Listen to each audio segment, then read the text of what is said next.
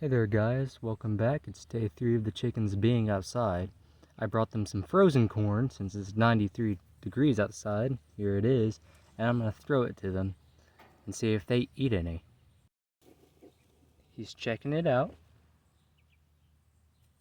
Oh, he backed away.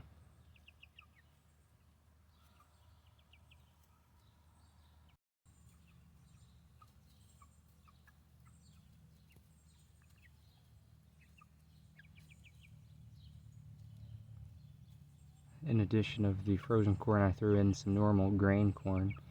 They don't seem to be too interested in it.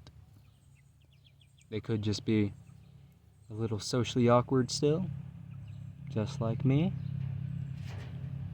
Bunch of weirdos.